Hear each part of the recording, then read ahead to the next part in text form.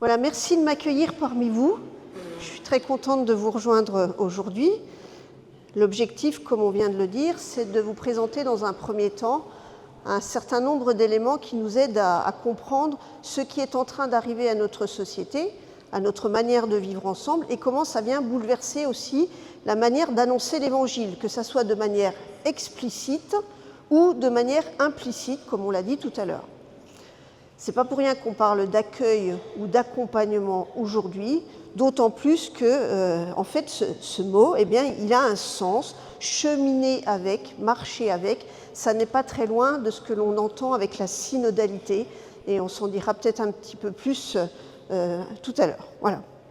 Alors, je vous propose ce matin un premier temps pour faire un état des lieux donc de ce qui nous arrive, de ce que l'on est en train de vivre, histoire de nous donner des clés de lecture et des points d'attention. Puis tout ce que nous vivrons après, dans les ateliers, les conférences, ça sera l'occasion d'échanger sur des outils, sur des moyens concrets, sur des points plus spécifiques. Je commence, si vous voulez bien, et je vous dis tout de suite que si vous le souhaitez, je pourrai laisser mon montage PowerPoint à disposition. Donc soyez tranquille dans la prise de notes, et notamment parce qu'il y a des schémas un peu complexes.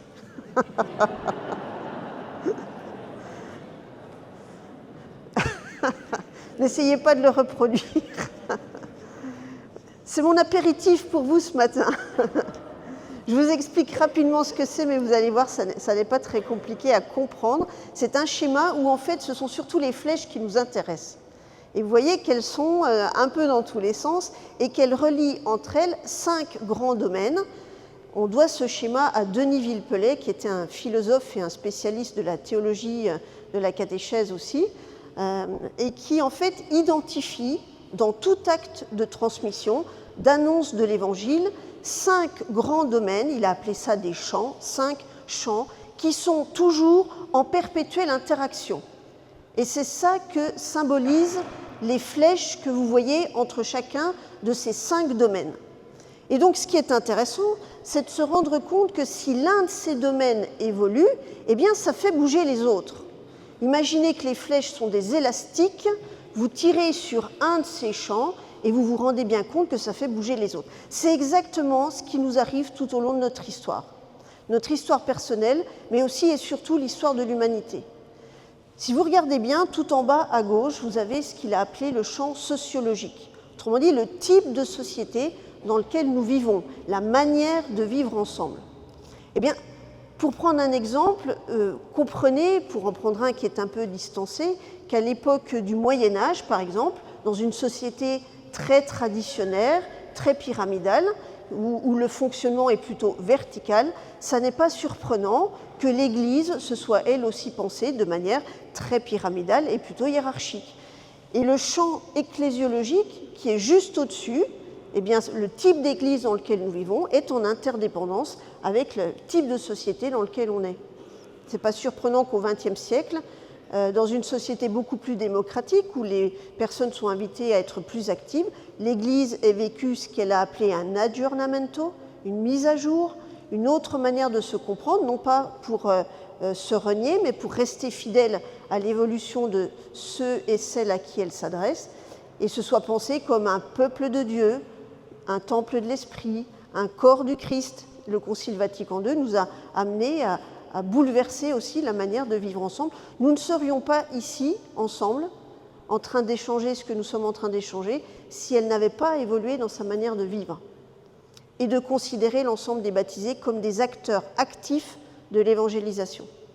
Alors, dans le reste du schéma, eh bien, vous voyez le champ anthropologique. Anthropos, c'est l'homme, enfin, c'est l'humain.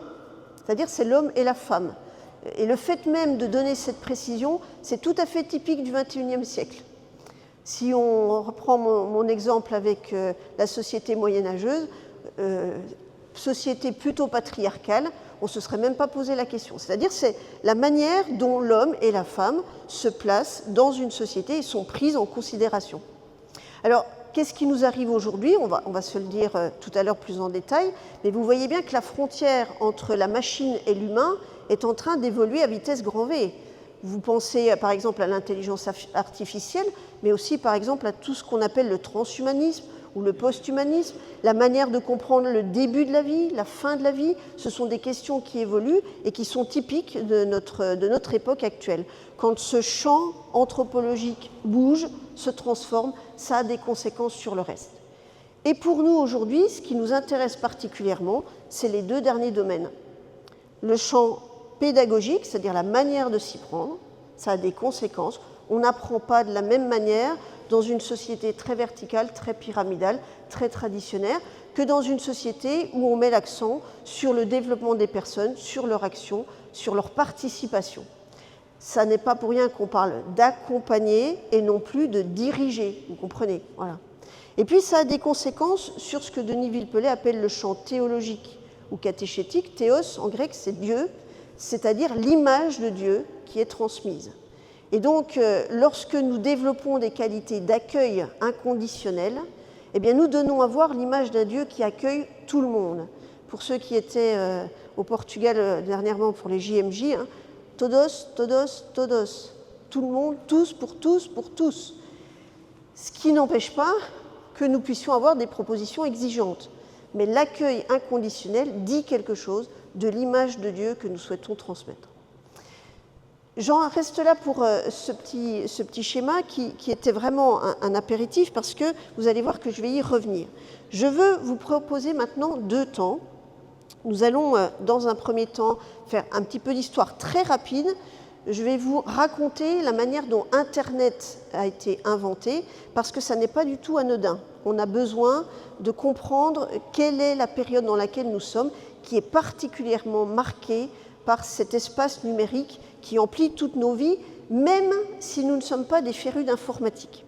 Et puis, dans un deuxième temps, j'irai caractériser la révolution en cours, c'est-à-dire quels sont les grands changements. J'en identifierai 4, on pourrait en ajouter probablement, mais c'est en discutant qu'on peut le faire.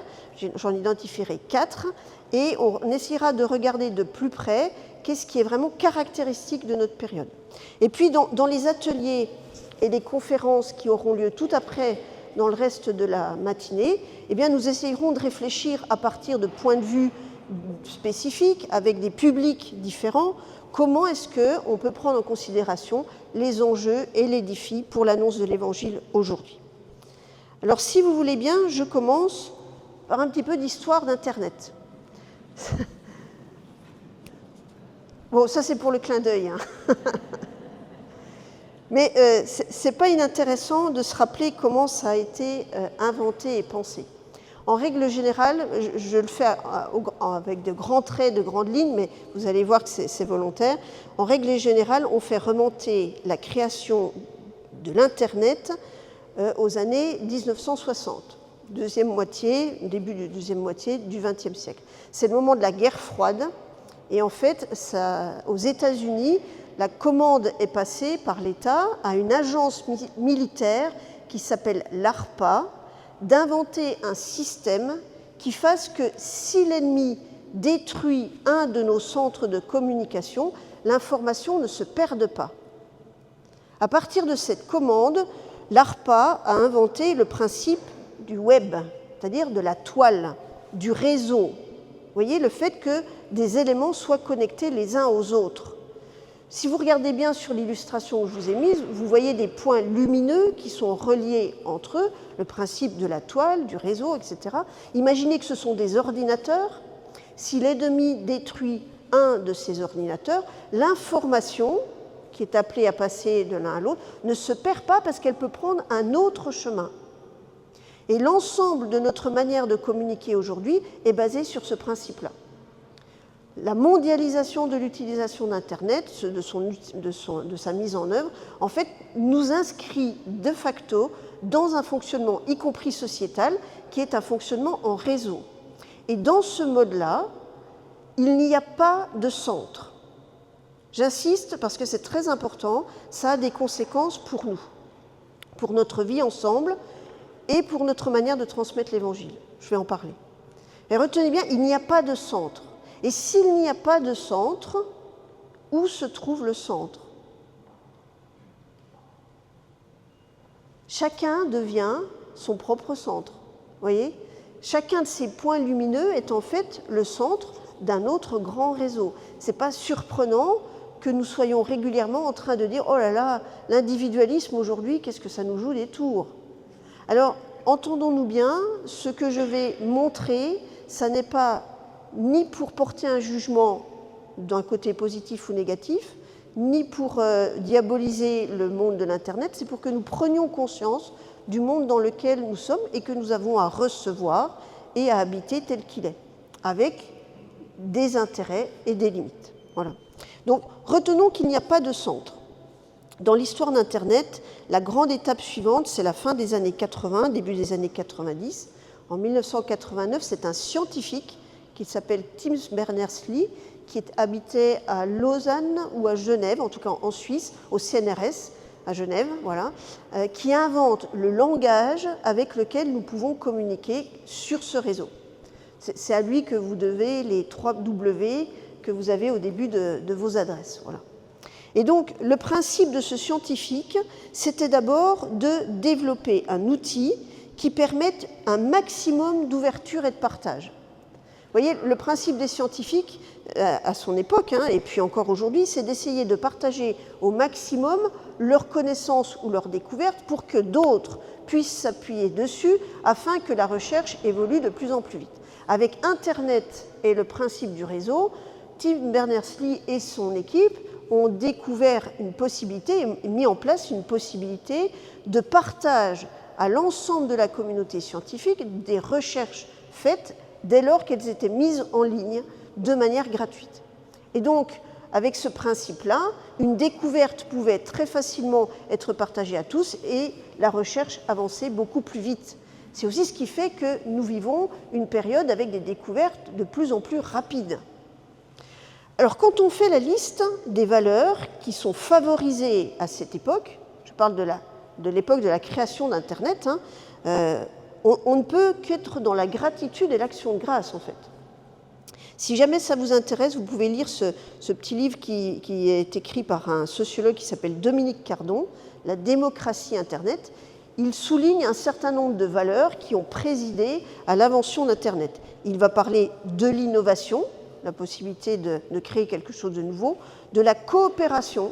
Ça a rendu la coopération entre les scientifiques, mais aussi de manière plus générale entre tous les membres de la société de manière plus large. Vous voyez par exemple tous les Wikipédia, etc. La collaboration a été rendue beaucoup plus facile et permet un certain nombre d'autres éléments. Il évoque la réputation. Alors la réputation, c'est intéressant de s'y arrêter parce que ça joue un rôle important pour nous aussi, vous allez voir tout à l'heure. La réputation, c'est en fait ce qui fait l'intérêt ou l'autorité de votre publication. Pour un scientifique qui met en ligne un article, qu'est-ce qui va faire l'intérêt ou la valeur de sa publication? C'est le nombre de fois que des collègues à travers le monde vont citer votre article pour dire « ben oui, ça c'est intéressant, ça je m'appuie là-dessus ». En fait, ça reconnaît sa valeur. C'est l'ancêtre de nos j'aime, de nos likes, de nos retweets sur les réseaux sociaux. Ça va, vous voyez, c'est ces éléments-là. Voilà. Et puis l'autonomie, la liberté de parole, puisque par principe le réseau est ouvert, je parle de l'origine, la gratuité, on va y revenir aussi. À l'origine, c'était ça l'idée de base, voilà.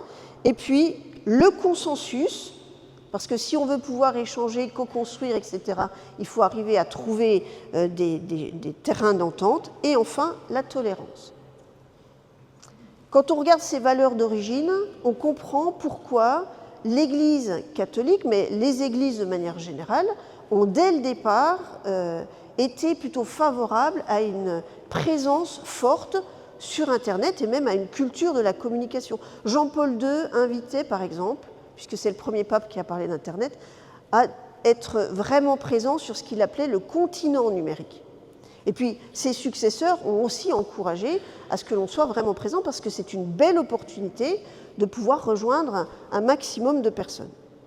Alors, avec le temps, ça a un peu évolué.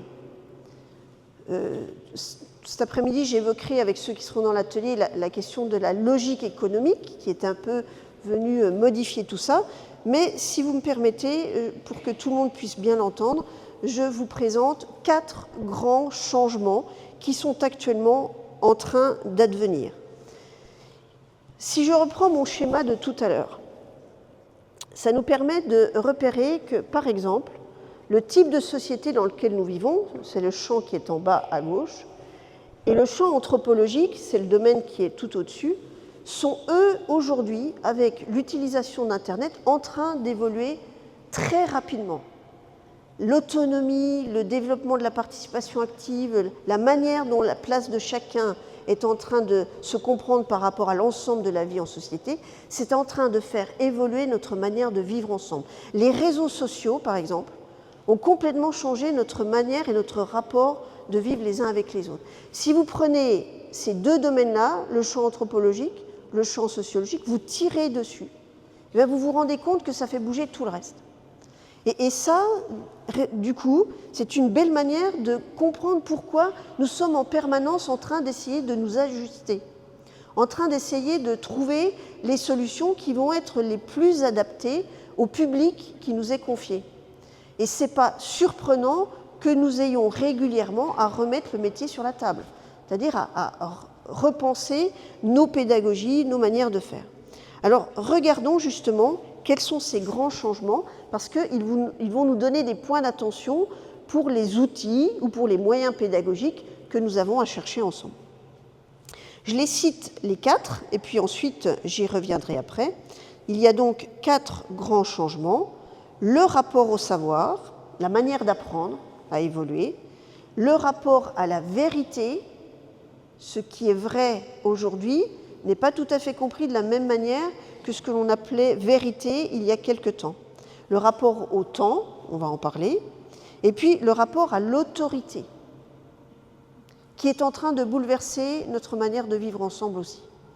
Si jamais vous voulez en savoir un petit peu plus, il y a un numéro de la revue Lumen Vitae qui a été consacré il y a quelques années, il y a 3-4 ans, mais qui est encore tout à fait d'actualité à cette question-là, sur les grands changements de notre société. Alors je les détaille si vous voulez bien, parce que c'est justement ce qui va nous aider à comprendre où nous en sommes. La première chose, c'est notre rapport au savoir. Nous n'apprenons plus de la même manière hier qu'aujourd'hui. Si vous avez le temps, un jour, je vous conseille la lecture de ce petit ouvrage qui est absolument délicieux. Petite poussette, c'est le titre d'un tout petit livre de Michel Serres. Michel Serres, vous voyez peut-être, c'est un philosophe qui était déjà très âgé quand il est parti, il est décédé il y a maintenant 3-4 ans, je crois, peut-être même plus, et qui, du haut de ses 90 ans, je crois, observait le monde d'aujourd'hui et le décrivait avec des mots absolument délicieux. C'est un petit bouquin qui se lit en 1 heure, qui coûte 5 €. C'est absolument délicieux, c'est un très bon investissement. Mais je vous résume en gros ce qu'il dit. Voilà. Donc il observe sa petite nièce et la manière dont elle vit, et il dit je vais l'appeler Petite Poussette. Pourquoi? Parce que regardez bien, elle est tout le temps en train de faire ça. Elle agite ses pouces en permanence. Et lui, il en est seulement à faire ça. Il y en a peut-être qui vont se sentir visés. Et vous pouvez exercer vos pouces. Petit Pousset, c'est son petit-neveu. Voilà. Alors, donc, il décrit la génération qui vient après lui, et notamment sa manière d'apprendre. Et il utilise une image que j'ai trouvée absolument magnifique. Il dit, avec l'avènement d'Internet, nous sommes tous devenus des Saint-Denis. Saint-Denis, c'est ce saint de la ville de Paris. Vous avez peut-être entendu son histoire un jour. On raconte qu'il a été décapité sur l'emplacement de la basilique Montmartre et qu'il a marché avec la tête dans ses mains jusqu'à l'emplacement actuel de la basilique Saint-Denis. Voilà. Donc il dit, nous sommes tous des Saint-Denis. Pourquoi? Parce que nous avons notre tête d'entre nos mains. Ça va, vous comprenez? C'est-à-dire qu'aujourd'hui, on est en permanence en train de non plus de mémoriser ou de réfléchir ou de retenir, mais nous ne faisons plus cet effort parce que dès que nous cherchons quelque chose, réflexe, moi la première, nous allons chercher sur Internet, que ce soit le téléphone portable ou l'ordinateur. Ma grand-mère, qui n'a ni téléphone portable ni ordinateur, est bien dans ce monde-là. Ça n'est pas rare dans des repas de famille. elle cherche à nous dire quelque chose, elle ne se souvient plus trop, elle se retourne vers l'un de nous, puis elle dit « regarde voir ». On dit comme ça chez moi, voilà. « Regarde voir ». Alors, « regarde voir », on sait bien ce que ça veut dire. Va chercher l'info sur ton bidule, là. Donc, vous voyez, on n'a pas besoin d'être soi-même un utilisateur habituel de la téléphonie mobile ou de l'Internet, du réseau, pour avoir déjà ce réflexe-là. Nous sommes tous, en fait, plongés dans cette manière de vivre. Et ce n'est pas mauvais, c'est même assez intéressant pour des tas de bons côtés. Il faut juste se rendre compte et prendre la mesure de ce que ça fait évoluer. Alors donc, Michel Serres nous dit, eh bien, notre manière d'apprendre a évolué. Nous ne faisons plus l'effort de retenir un certain nombre de choses. Vous voyez, par exemple, sur les campus universitaires, on a non seulement doublé, mais multiplié aujourd'hui par 10 la capacité du réseau Wi-Fi. Parce qu'aujourd'hui, tous les étudiants et tous les enseignants ont non seulement un téléphone portable, mais un ordinateur et parfois même une tablette à côté. Aujourd'hui, l'essentiel des documents sont dématérialisés. Et ça gagne aussi beaucoup de temps. Ça permet d'avoir accès à d'autres ressources. Ça permet aussi d'échanger des éléments beaucoup plus vite. Mais eh bien, ça produit des éléments différents dans la structuration de notre savoir. J'y viens pour qu'on comprenne bien tout ça. Michel Serres écrit ceci, vous voyez, c'était en 2013, hein, c'est encore tout à fait d'actualité, et je dois même dire que je pense que c'était prophétique à l'époque. Il n'y a plus que des conducteurs, que de la motricité. Autrement dit, tout le monde a envie d'être actif. Plus de spectateurs, l'espace du théâtre se remplit d'acteurs mobiles. Autrement dit, aujourd'hui, tout le monde a envie de participer à ce qui est en train d'advenir. Plus de juges au prétoire, rien que des orateurs actifs. Là, c'est très intéressant, mais à chaque fois qu'aujourd'hui, il y a un fait divers qui est relayé par les réseaux sociaux ou par les chaînes d'actualité, régulièrement, alors même que des milliers et des milliers de nos concitoyens n'ont pas accès aux dossiers judiciaires, on a déjà condamné la personne qui est accusée, présumée innocente. Vous voyez, le principe des réseaux sociaux engendre aussi un déploiement des informations qui fait que notre jugement, parfois, se déploie tellement vite qu'il n'est plus fondé sur des éléments objectifs. Regardez la suite, c'est intéressant. Plus de prêtres au sanctuaire. Le temple se remplit de prêcheurs. Aujourd'hui, sur les réseaux sociaux, n'importe qui peut se déclarer évangélisateur, avec ou sans un col romain. Et ce qui va faire sa réputation, pour reprendre le terme que j'ai utilisé tout à l'heure, ça n'est pas son affiliation institutionnelle, c'est sa capacité à attirer et à garder l'attention. Si je prends un exemple pour vous donner un petit aperçu, le président de la Conférence des évêques de France, qui est un de vos voisins, n'est pas celui qui a le plus d'influence sur TikTok ou sur X ou sur Facebook, etc. C'est le curé de TikTok.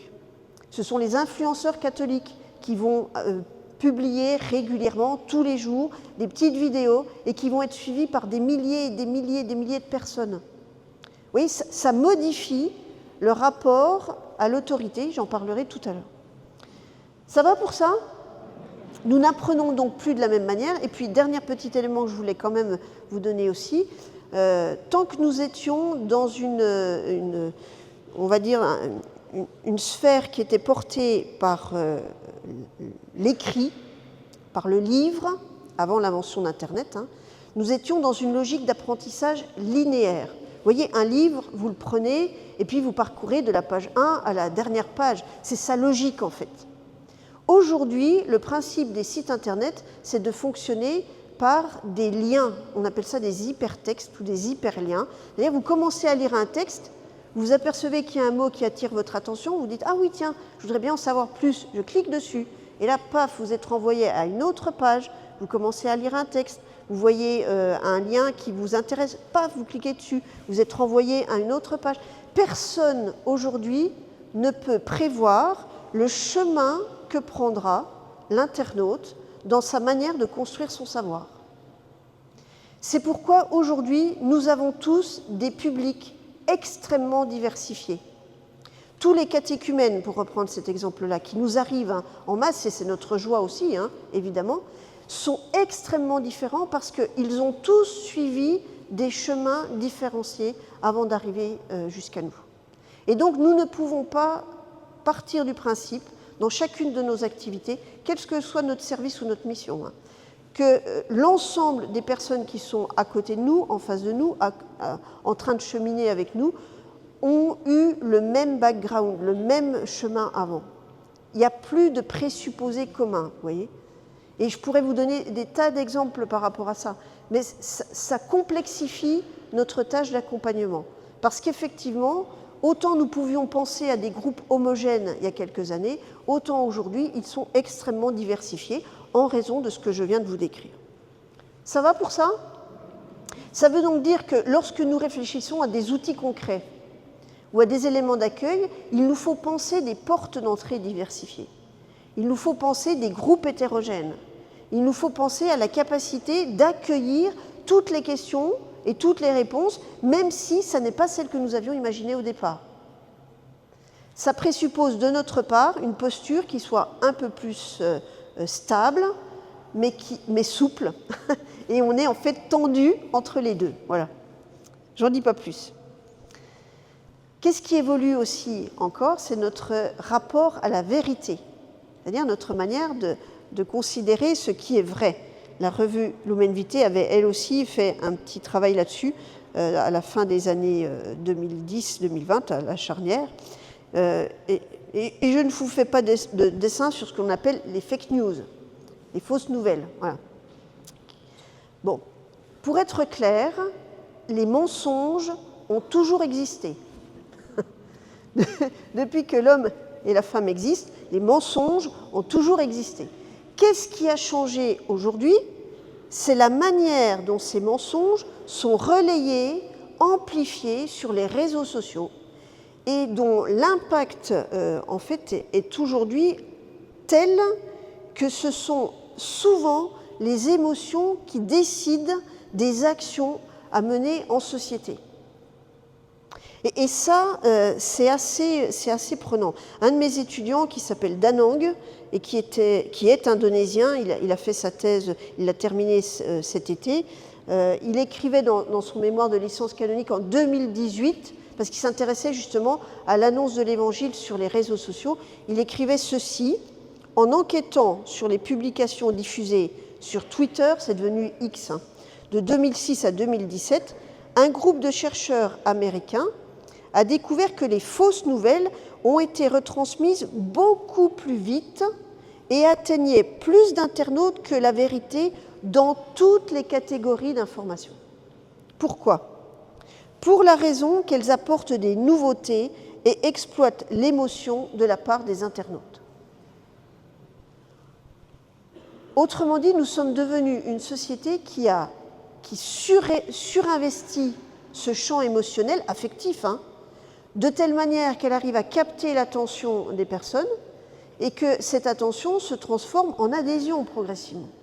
Ça modifie notre manière de vivre ensemble et ça modifie le rapport à la vérité parce qu'en fait, même si une idée fausse est véhiculée sur quelqu'un et qu'il y a un démenti dans l'heure qui suit, la fausse information va prendre plus d'ampleur que la vérité elle-même.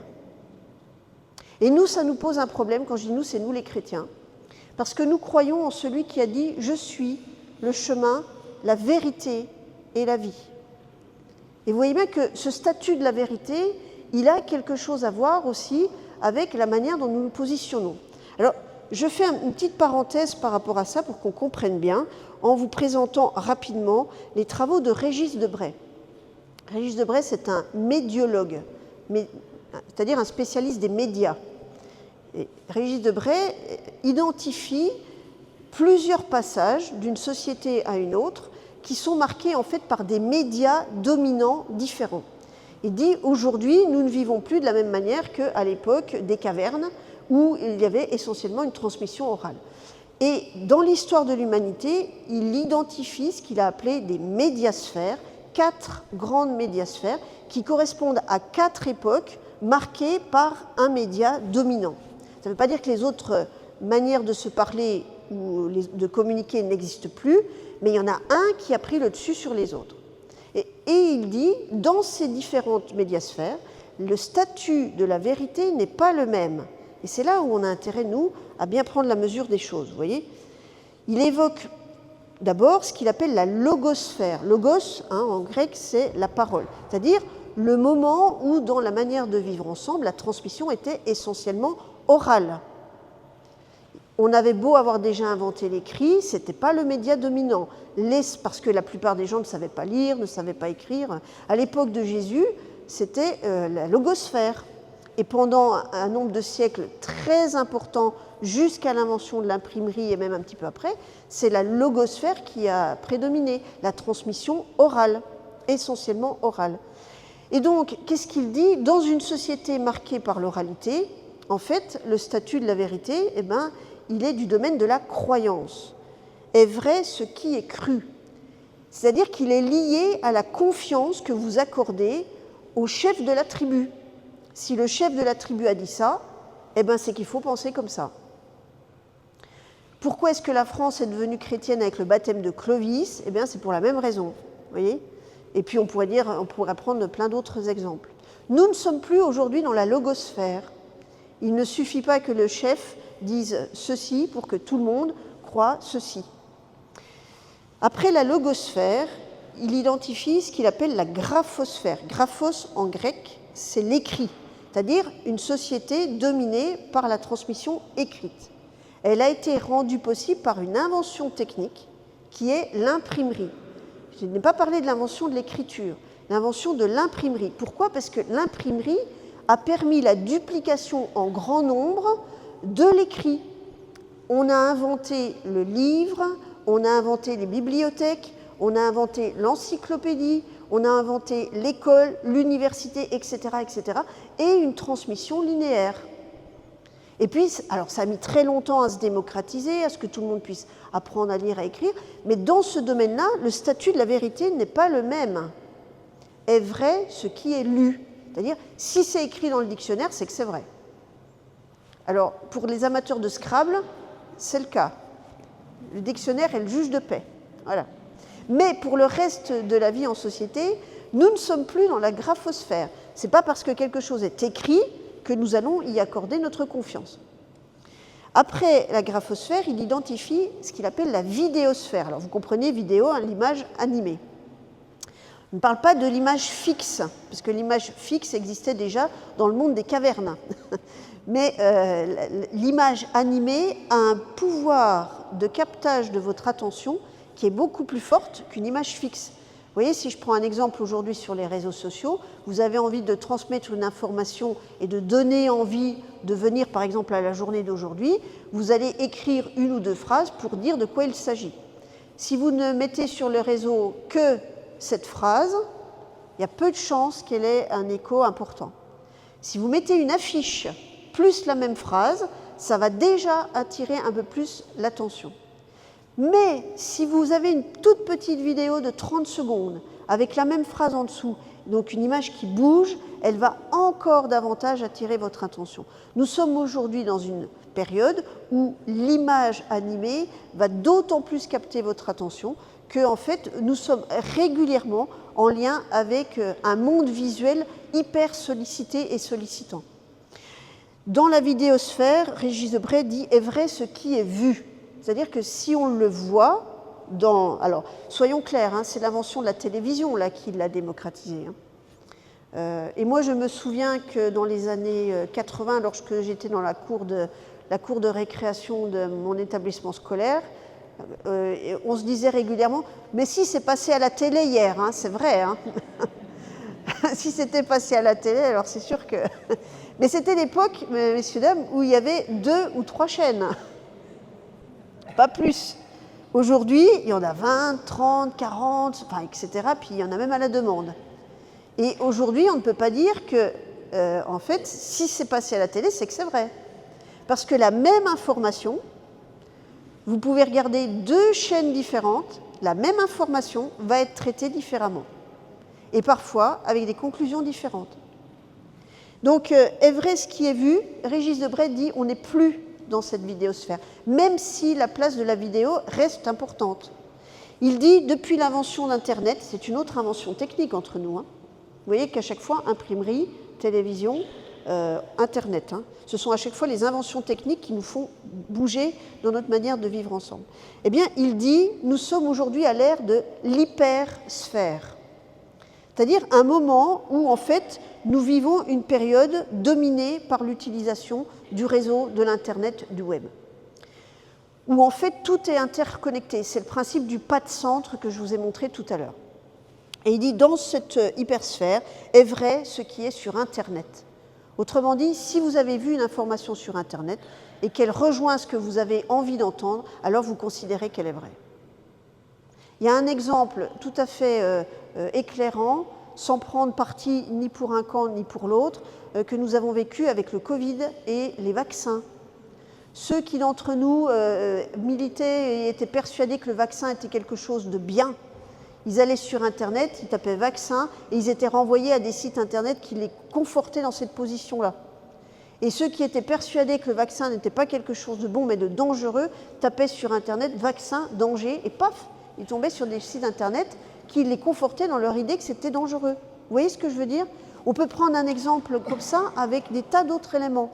Aujourd'hui, sur Internet, la logique économique, on appelle ça le bouclage, je verrai si j'ai le temps de vous en parler un petit peu tout à l'heure, sinon je le ferai cet après-midi, eh bien, en fait, nous renvoie à ce que l'on a envie d'entendre.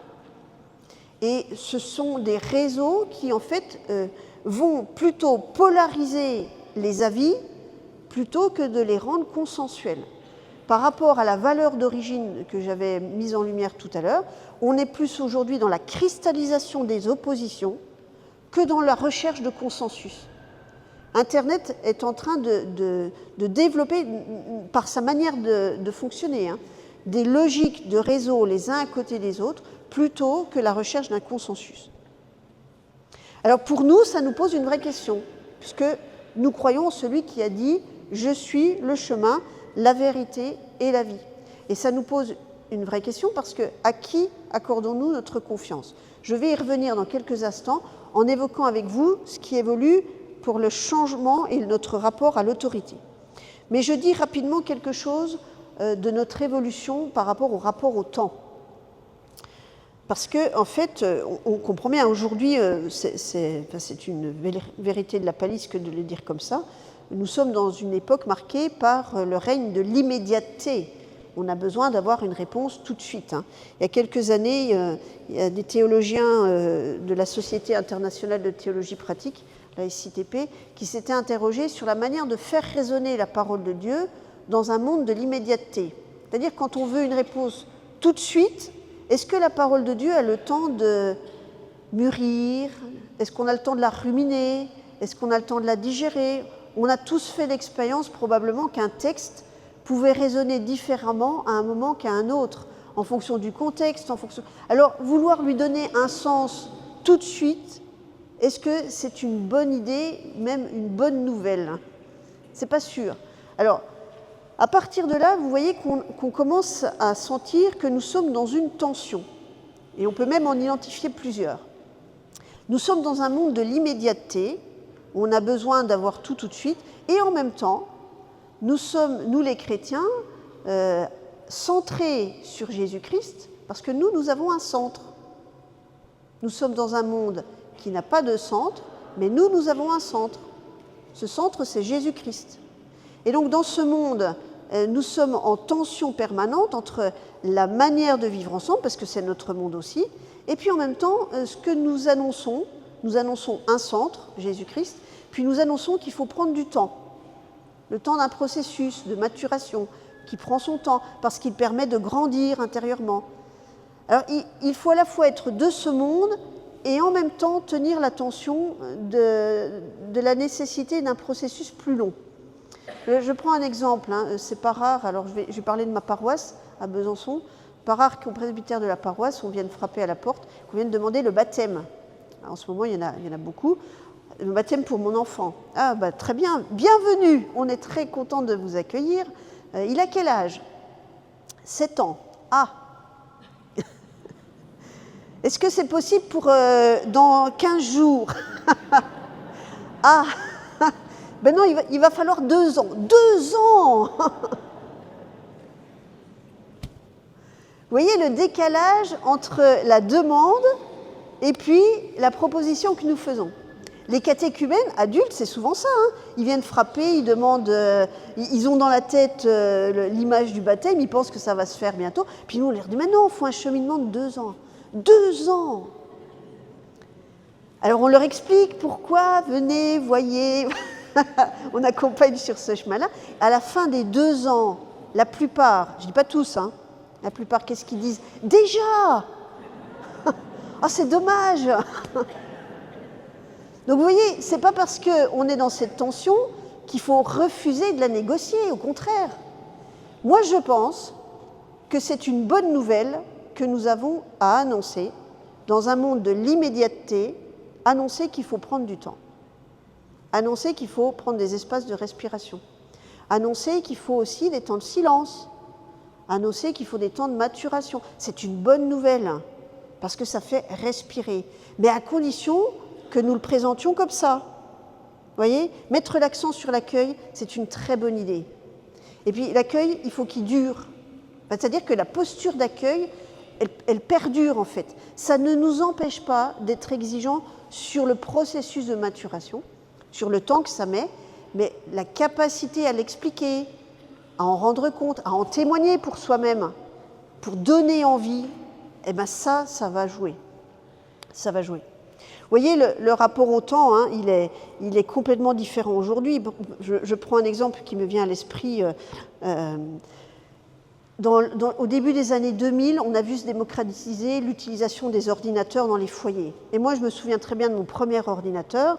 C'était une grosse tour rectangulaire qui faisait un bruit pas possible. Il y avait un énorme cube qui prenait tout l'espace du bureau. Mais par contre, c'était extraordinaire. Pour la première fois, on pouvait écrire. Mon frère était au Canada pour ses études pendant 6 mois. On a pu, avec Internet, communiquer avec lui. On n'était pas obligé d'écrire une carte postale, de mettre dans une enveloppe, un timbre, porter à la poste, attendre que l'avion traverse pour aller porter le courrier, qu'il refasse le chemin. En un quart d'heure, tout était fait. On avait même la réponse. Je ne sais pas si vous vous souvenez, il y avait des modems qui faisaient quand ils se connectaient. Et il y avait une barre grise avec la progression du téléchargement. Là. Ça mettait 5 minutes. Et on trouvait ça formidable. Aujourd'hui, si ça met 10 secondes à télécharger, ça nous énerve. Donc vous voyez, nous sommes dans ce monde-là. Voilà. Nous sommes dans ce monde-là. Ça veut dire que lorsqu'on vient frapper à notre porte, quand je parle de la porte de l'église, il faut pouvoir répondre aussi. Il y a une réponse à donner tout de suite. Oui, bienvenue, on peut faire quelque chose ensemble. Mais ensuite, il faut gérer ce temps long dans lequel la maturation de la vie intérieure va être possible. Et ça, c'est un peu plus délicat. C'est là où, en fait, on peut regarder de plus près les outils pédagogiques que nous utilisons. Comment on donne envie, comment on donne goût, comment on laisse résonner. Est-ce qu'on a des espaces pour ça ? Aujourd'hui, les retraites spirituelles, elles ont un regain d'intérêt pour nos contemporains. Ce n'est pas pour rien. Se mettre en retrait d'une vie qui va vite tout le temps, pour prendre le temps de respirer, moi je pense que c'est une bonne nouvelle. Si nous la présentons comme une bonne nouvelle. C'est ça l'annonce de l'Évangile aussi. Alors je termine avec le rapport à l'autorité pour ces questions-là. Juste pour revenir sur le principe du réseau dont je vous ai parlé tout à l'heure. Vous vous souvenez ce petit schéma, hein ? Nous sommes aujourd'hui dans un monde qui n'a pas de centre. C'est en fait extrêmement conditionnant. Chacun est devenu son propre centre. Et donc ça n'est pas parce que l'autorité institutionnelle va décréter quelque chose que tout de suite tout le monde va adopter le principe qui vient d'être dit. Et ce n'est pas vrai que dans le domaine religieux, c'est vrai à l'échelle de la vie politique, au niveau de l'État, au niveau de chaque ville, de chaque village, au niveau de la vie familiale. Les enseignants parmi vous, s'il y en a, savent très bien que l'autorité de l'enseignant est aujourd'hui compliquée à assumer. Toute autorité institutionnelle est par principe aujourd'hui remise en question parce que chacun veut être son propre maître. Chacun veut décider pour lui-même. Chacun veut être aux commandes de sa propre vie. Et on ne peut pas dire que ça soit une mauvaise chose en soi. Par contre, quelle est notre capacité à vivre ensemble si tout le monde suit son chemin dans tous les sens? Et c'est là où nous, les chrétiens, je dis bien les chrétiens, parce que nous sommes ensemble d'un point de vue œcuménique là-dedans, nous sommes en capacité de proposer une bonne nouvelle pour ce monde-là. Si nous voulons vivre ensemble, alors que nous sommes nous-mêmes nos propres centres, eh bien, il nous faut quand même reconnaître que nous avons besoin d'être orientés vers quelque chose ou vers quelqu'un. Ce quelqu'un, pour nous, c'est Jésus-Christ. Il n'empêche pas la diversité de nos points de vue, la diversité de nos sensibilités, mais il nous permet de cheminer, d'avancer ensemble. Et moi, je pense même que nous pouvons dire la chose suivante. Si dans le monde d'aujourd'hui, hyper polarisé, hyper différencié, où en fait la logique économique de communication va plutôt sur des cristallisations d'opposition, si dans ce monde-là, nous les chrétiens, nous n'arrivons pas à montrer qu'il est possible, et même que c'est une bonne chose, que ça rend heureux, de vivre ensemble en étant différents, alors je ne sais pas qui pourra le faire. Vous voyez ce que je veux dire? Comment pourrions-nous vivre ensemble si nous n'arrivons pas à avancer dans une même direction? Nous, les chrétiens, nous proposons de suivre une direction, celle de Jésus-Christ. Nous avons un centre, c'est ça qui nous fait tenir debout. Et là, vous voyez bien que nous sommes à nouveau dans une tension. Il nous faut tenir le fait d'être dans cette société hyper polarisée, individualisée, et en même temps, le fait que nous avons un centre, Jésus-Christ, qui nous guide. Mais qui n'empêche pas que nous soyons différents. Cette tension, elle est un peu instable, un peu mouvante, mais moi je pense qu'on peut la proposer comme une bonne nouvelle. C'est ça l'annonce de l'Évangile. Pour reprendre le terme utilisé tout à l'heure, c'est ça le kérygme. Jésus-Christ t'aime, il est venu pour te sauver, pour te faire grandir, pour t'annoncer. Le pape François l'a redit avec ses propres mots. Vous voyez, c'est une bonne nouvelle pour le monde d'aujourd'hui que de dire que nous pouvons être accrochés à quelqu'un. Et dans ce monde où l'autorité ne va plus de soi, eh bien, montrer une figure d'autorité qui fait vivre, c'est une belle chose et c'est un beau défi. Le corollaire, c'est qu'il ne faut pas que ça déçoive. Et que donc, vous voyez, tous les contre-témoignages qui peuvent être donnés sont autant d'éléments qui vont nous tirer vers le bas. Nous avons donc à soigner les témoignages que nous donnons, qu'ils soient explicites ou implicites. Voilà, pour essayer de... Ça va, messieurs, dames, pour tout ça? Parce que là, du coup, je ne vous voyais plus réagir, alors tout d'un coup. C'est que vous êtes en train d'intégrer, hein. Bon, je résume quelques éléments que j'ai dit en vous les présentant de manière succincte. Il y a des problèmes théologiques, il y a des questions théologiques. Théos, c'est Dieu. Dans notre manière de vivre ensemble notre foi, il y a des questions qui se posent. Le premier à avoir écrit quelque chose là-dessus, c'est Antonio Spadaro. C'est un jésuite qui aujourd'hui est responsable de la communication au Vatican. Il a écrit un petit livre qui s'appelle Cyberthéologie et il dit ceci: l'Église vit de témoignages autorisés, de traditions, de magistère, avec un grand M, c'est-à-dire des textes officiels, dont la mission est de sauvegarder le peuple de Dieu des déviations et des défaillances. C'est-à-dire, ça a pour mission de nous garantir une forme de sécurité. On peut mettre notre confiance dans ces textes-là, dans ces affirmations-là. Et là, par exemple, on peut parler du credo, des 10 commandements, des sacrements, du Notre Père, ce qui fait la tradition de notre Église. Ce sont des éléments éprouvés que nous apprenons et que nous approfondissons parce que ce sont des paroles sûres sur lesquelles nous pouvons nous fonder. Elles nous permettent de dire quelque chose sur le centre que nous avons, qui est Jésus-Christ. Mais Antonio Spadaro dit « Notre Église vit de ça ». Et puis à la fin, ces paroles semble inconciliable avec une logique de réseau. Ben oui, c'est l'opposé du principe du réseau où chacun a son propre centre. Ça vient illustrer ce que je vous disais juste à l'instant. Nous avons à tenir cette tension-là. Nous sommes de ce monde de réseau et en même temps, nous avons à tenir le fait qu'il y a un centre et qu'il y a des paroles qui nous fondent et que nous avons besoin d'apprendre, de découvrir, d'approfondir. C'est le rôle de toute formation, quel que soit notre âge. Autre élément intéressant à retenir, on le doit à un colloque qui avait été organisé à Strasbourg il y a quelques années, qui s'appelait le défi de la fraternité. Ce sont des théologiens catholiques européens qui s'étaient réunis, c'était en 2017, pour essayer de commencer à réfléchir sur ce que produisait l'avènement du principe de réseau. Il disait le web tisse des connexions, mais ne nous fait pas entrer dans une relation fraternelle. Vous voyez, sur Facebook, vous avez pléthore d'amis, mais est-ce que ce sont vraiment des amis, au sens profond du terme? Comment pouvons-nous parler de relations fraternelles alors qu'on est en permanence à distance ou dans un système tel qu'on l'a décrit tout à l'heure? Et il s'était posé cette question-là. À quelles conditions une fraternité évangélique, évangile, ça veut dire bonne nouvelle, c'est-à-dire une fraternité qui soit une bonne nouvelle.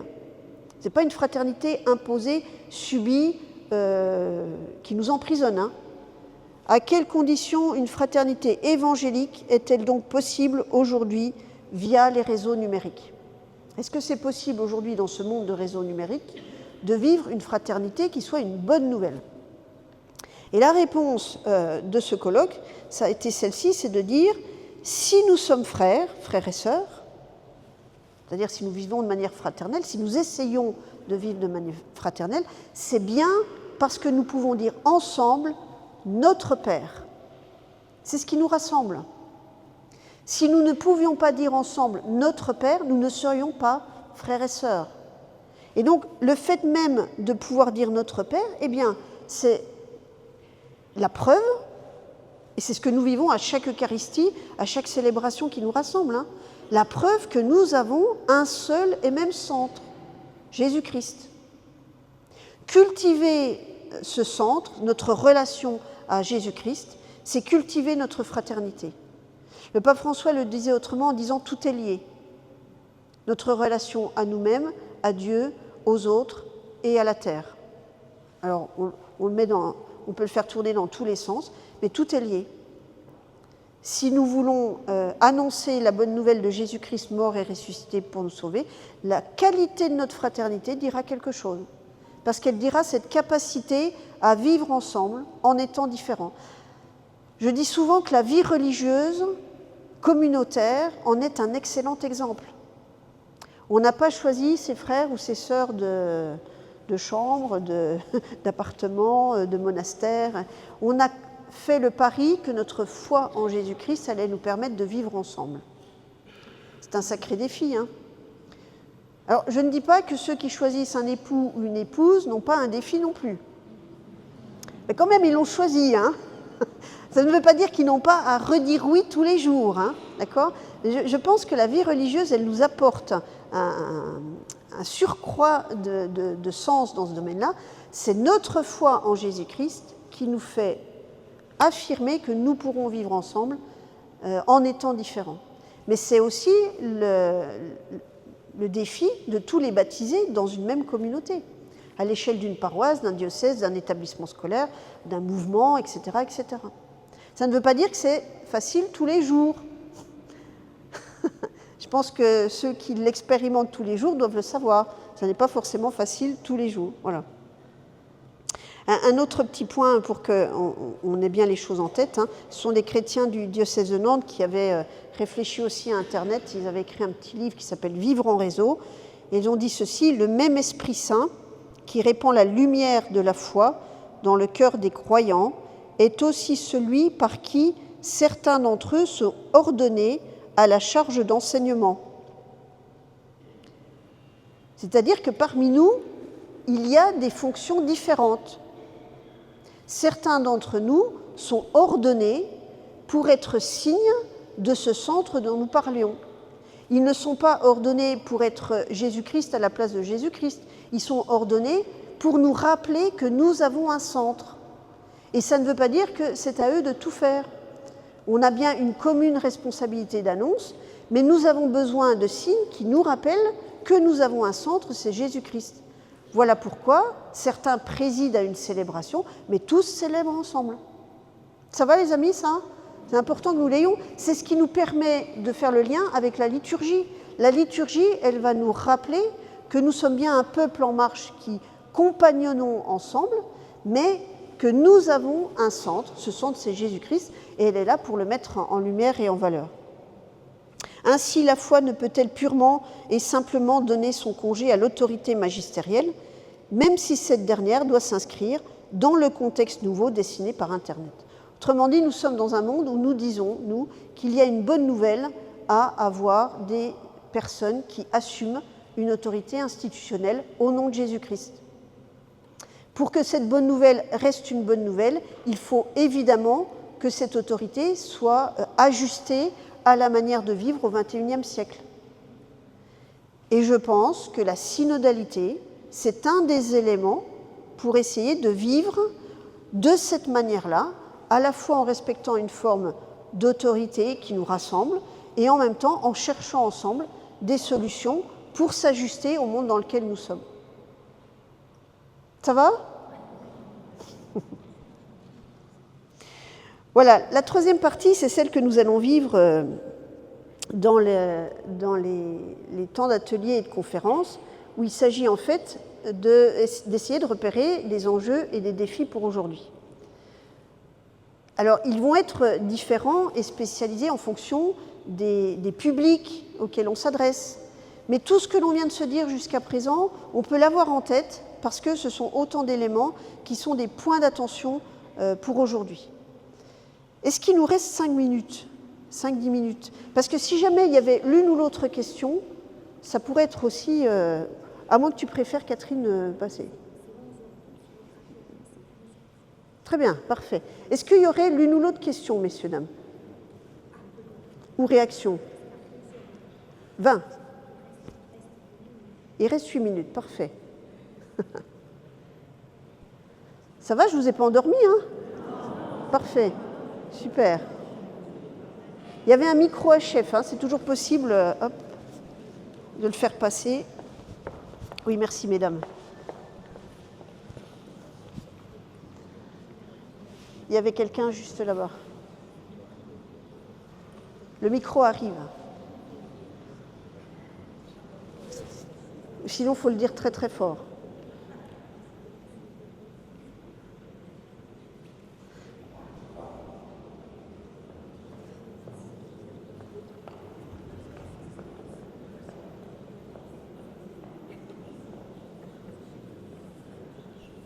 Bonjour.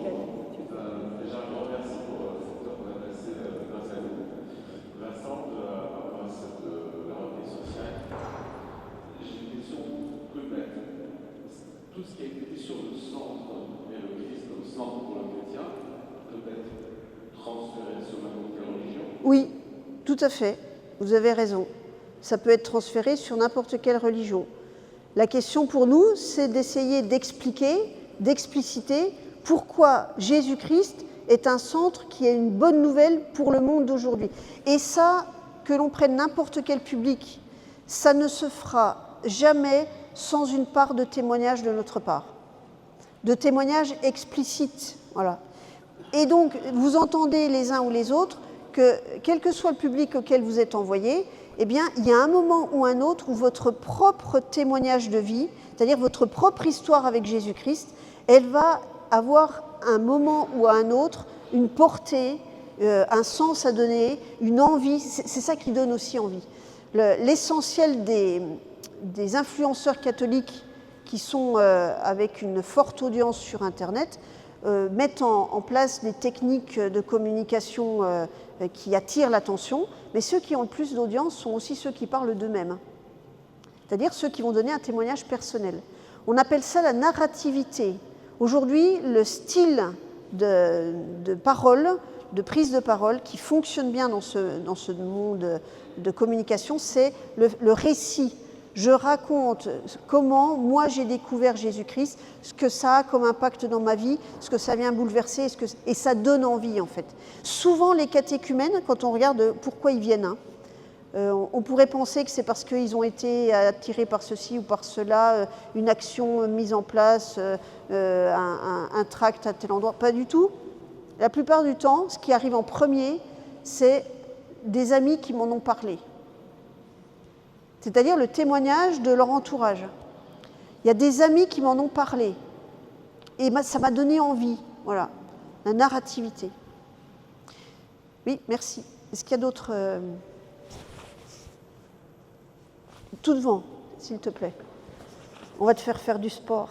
Je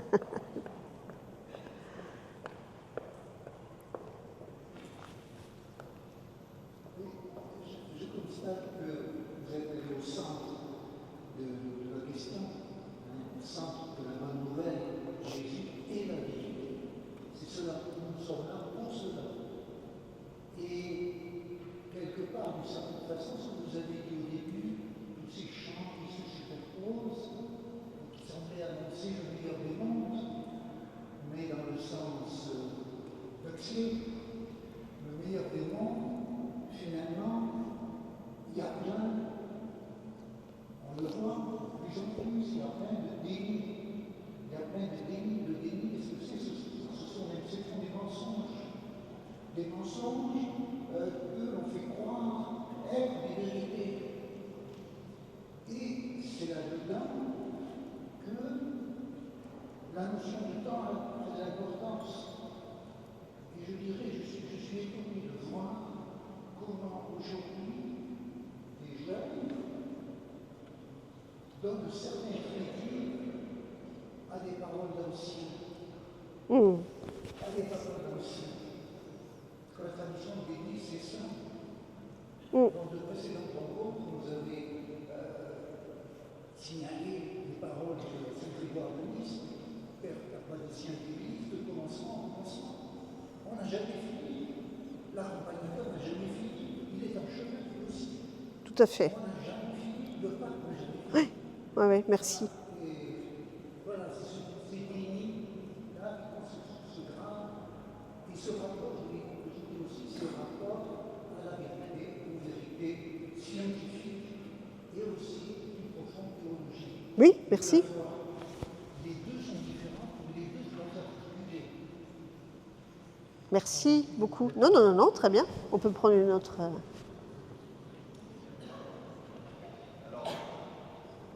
Votre exposé est super. Par contre, moi, ce qui m'interpelle un peu à l'heure actuelle, on est à l'âge de l'intelligence artificielle. Comment demain l'intelligence artificielle va agir sur ce Oui, oui. Oui, merci pour la question. Alors, ce qu'on ne sait pas dire aujourd'hui, je vais être franche avec vous, ce qu'on ne sait pas dire aujourd'hui, c'est est-ce que l'invention de l'intelligence artificielle, c'est une invention technologique qui est du même ordre que l'imprimerie, la télévision, l'Internet? Est-ce que c'en est une quatrième ou est-ce que c'est la continuité de l'invention d'Internet? Ça, on ne sait pas. Par contre, ce que l'on commence à observer, c'est que c'est en train de transformer complètement notre manière de penser et notre rapport au vivant. C'est-à-dire que la frontière entre la machine et le vivant devient de plus en plus floue. Le fait même de parler d'intelligence, en fait, c'est un mot qui est une tromperie.